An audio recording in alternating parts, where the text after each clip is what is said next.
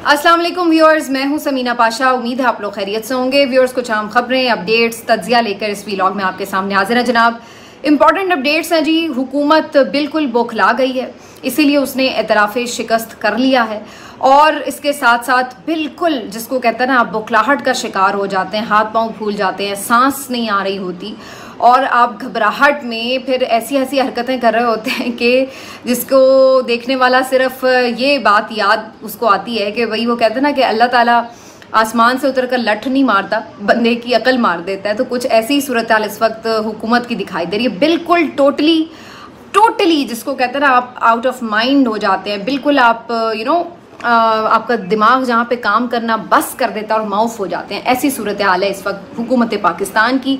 और ये मैं क्यों कह रही हूँ, ये मैं इसलिए कह रही हूँ कि अता तारड़ साहब जो हैं आज नमूदार हुए और उन्होंने आके एक प्रेस कॉन्फ्रेंस की। इस प्रेस कॉन्फ्रेंस में उन्होंने कहा कि जी हमने बड़े अहम फैसले लिए हैं और हम ये फैसले जो हैं अब अगले चंद दिनों में करने जा रहे हैं, क्योंकि अब हम तय कर चुके हैं कि पाकिस्तान और पाकिस्तान तहरीके इंसाफ एक साथ नहीं चल सकते। और उसके बाद उन्होंने जो फैसले अनाउंस किए वो क्या क्या थे। पहली चीज़ तो ये कि पाकिस्तान तहरीके इंसाफ के ऊपर पाबंदी लगाई जाएगी, इसको बैन किया जाएगा एज पॉलिटिकल पार्टी। दूसरा उनका ये ऐलान था कि आर्टिकल 6 के तहत कार्रवाई की जाएगी इमरान खान साहब के ऊपर, आरिफ अलवी के ऊपर, कासिम सूरी साहब के खिलाफ। तीसरा जो उनका ऐलान था वो ये था कि जो मखसूस नशिस्तों का फैसला आया है उसके खिलाफ नजरसानी की अपील दायर करने जा रही है हुकूमत, और कुछ ओवरसीज़ के हवाले से भी उन्होंने कार्रवाई का इंदिया दिया है। तो ये 3-4 अहम फैसले जो हैं वो उन्होंने आज प्रेस कॉन्फ्रेंस में अनाउंस किए। अब ज़रा पहले तो बारी बारी इन तमाम का मैं आपके सामने कानूनी अहाता कर देती हूँ कि पोजीशन क्या होगी और फिर उसके बाद इसका पॉलिटिकल एनालिसिस भी करेंगे। पहली तो चीज़ ये है कि जो ये बात कर रहे हैं कि जी हम बैन करने जा रहे हैं, तो इसका एक पूरा प्रोसीजर है।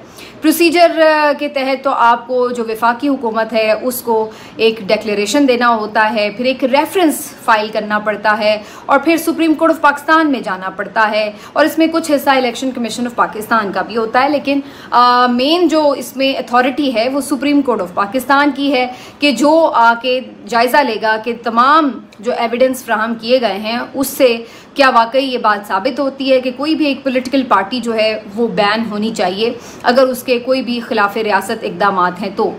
तो पहली चीज़ तो अगर आप कानूनी तौर पर देखें तो इसमें यह देखना होगा कि क्या ऐसी किसी भी कार्रवाई की सूरत में पाकिस्तान पीपल्स पार्टी क्या PMLN की हिमायत करेगी या नहीं, क्योंकि इससे पहले 9 मई के बाद भी ये लोग ऐसी एक कोशिश कर चुके थे, ये राय टेबल पर मौजूद थी कि पाकिस्तान तहरीके इंसाफ को बैन कर दिया जाए, लेकिन उस वक्त भी पाकिस्तान पीपल्स पार्टी की तरफ से इसकी मुखालफत की गई थी। तो क्या अब पाकिस्तान पीपल्स पार्टी को इस बात पर कायल कर लिया गया? तो पहला सवाल तो ये उठता है। दूसरी जो बात है इम्पॉर्टेंट वो ये कि जब आप सुप्रीम कोर्ट जाएंगे तो सुप्रीम कोर्ट ने अभी एक हफ्ता नहीं हुआ एक फैसला दिया जिसमें उन्होंने लिखा है कि पाकिस्तान तहरीके इंसाफ एक पॉलिटिकल पार्टी है, थी और है।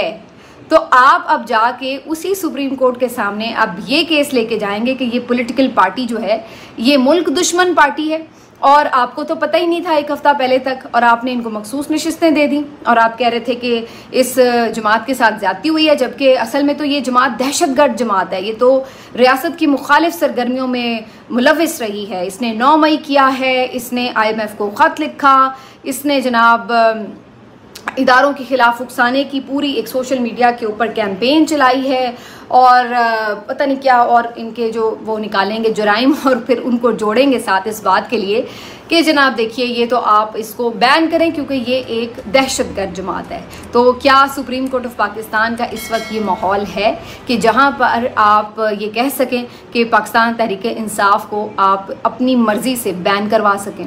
तो कानूनी तौर पर बहुत वीक पोजीशन है हुकूमत की। अगर इसको मैं पॉलिटिकली भी इसका जायज़ा लूँ तो आप देखें अगर, तो आपको अंदाज़ा होगा कि इससे पहले मुख्तलिफ पार्टीज़ के ऊपर बैन लगवाए गए हैं, लेकिन उसका नतीजा क्या निकला वो आपके सामने अभी रख देते हैं। इससे पहले हमने देखा, बहुत ज़्यादा मैं पुराने ना भी जाऊँ, 71 तक जाऊँ तो अवामी लीग के ऊपर जो शेख मुजीबुर रहमान की जमात थी उसके ऊपर भी पाबंदी लगाई गई थी। उसके बाद क्या नतीजा हुआ, नतीजा आपके सामने है। उसके अलावा नेशनल अवामी पार्टी के ऊपर जुल्फ़िकार अली भुट्टो साहब के दौर में भी पाबंदी लगाई गई थी। उसका भी कोई ख़ास नतीजा नहीं निकला था। और उसके बाद ये तहरीक लब्बैक के ऊपर भी पाबंदी लगाई जा चुकी है 2021 में, और वो पाबंदी भी ख़त्म हो गई है। इसके अलावा भी बहुत सारी ऐसी तंजीमें हैं जिनके ऊपर पाबंदियाँ लगी हुई हैं, लेकिन वो कहीं ना कहीं एग्जिस्ट भी कर रही होती हैं और काम भी कर रही होती हैं। जहाँ तक पाकिस्तान तहरीक इंसाफ का ताल्लुक है, तो ये इतना बड़ा एक कानूनी क्राइसिस बन सकता है कि अगर आप ये, पहले तो मेरा नहीं ख्याल है कि इसका कोई जवाज़ मौजूद है और ना इस पर कोई पाबंदी लगेगी। ये सिर्फ और सिर्फ अपनी फ्रस्ट्रेशन जाहिर की है हुकूमत पाकिस्तान ने, इसके अलावा इसके ऊपर कुछ भी नहीं होना। अगर एक for the sake of argument हम ये सपोज भी कर लें कि जी कोई पाबंदी लगाने में ये कामयाब हो जाते हैं, तो उस सूरत में भी ये एक इतना बड़ा पॉलिटिकल क्राइसिस बन जाएगा जो इनके अपने ही गले पड़ेगा। उसकी वजह यह है कि एक सूबे में इस जमात की हुकूमत है, आप अगर उसको बैन कर रहे हैं तो फिर वो हुकूमत और हुकूमत के लोग, उनका आप क्या करेंगे?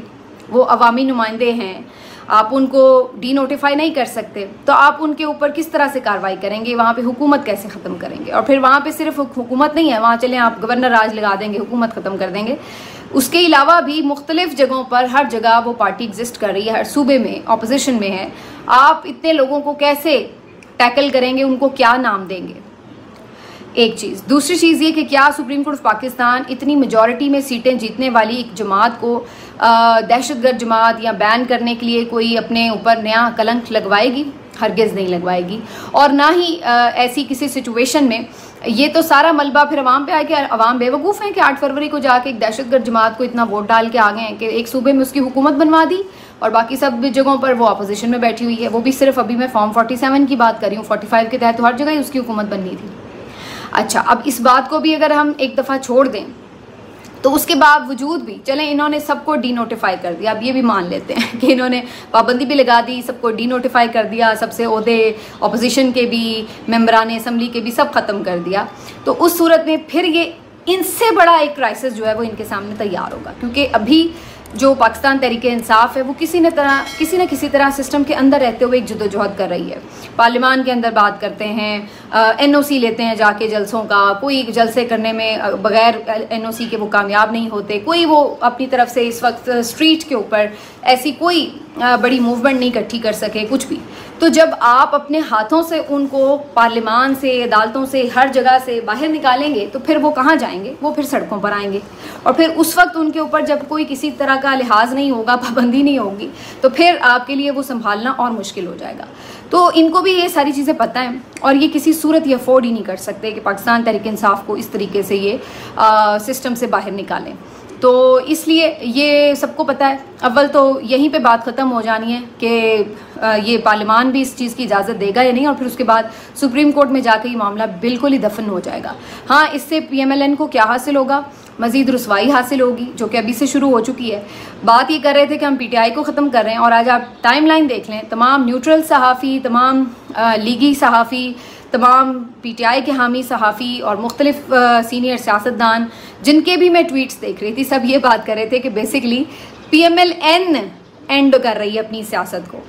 पाबंदी उन पे लगा रही है लेकिन बेसिकली अपनी सियासत को PMLN एंड कर रही है। तो यही इनका हासिल उसूल होना है। जो इनकी बची कुछ ही थोड़ी बहुत सियासत है, ये उसको भी बिल्कुल दफनाने के ऊपर तुले बैठे हैं। तो इसी तरह की इनकी इस वक्त हालत है।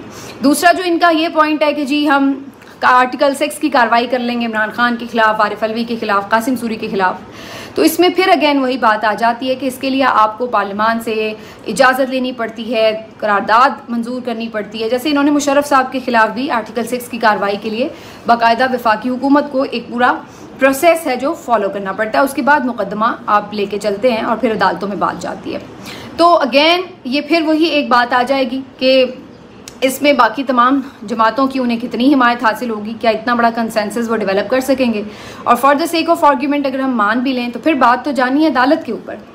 तो जहां आप ये एक तय कर चुके हैं कि जी हमने PTI को इस तरह से ख़त्म करना है, तो वहीं फिर आपको एक और नोटिफिकेशन भी कर देना चाहिए कि हम आज से सुप्रीम कोर्ट ऑफ पाकिस्तान को भी ख़त्म करें, हम इस्लामाबाद हाई कोर्ट को भी ख़त्म करें, हम लाहौर हाई कोर्ट को भी ख़त्म करें, हम सारी अदालती निज़ाम को समेट रहे हैं। क्योंकि उसके बगैर तो आप अपने मज़मूम मकासद में कामयाब हो नहीं सकते। अदालतें अब रजिस्ट कर रही हैं, वो रबर स्टैम्प डालते नहीं बन रही हैं, वो अपना पूरा आज़ादी के साथ फैसले कर रही हैं, स्टैंड ले रही हैं।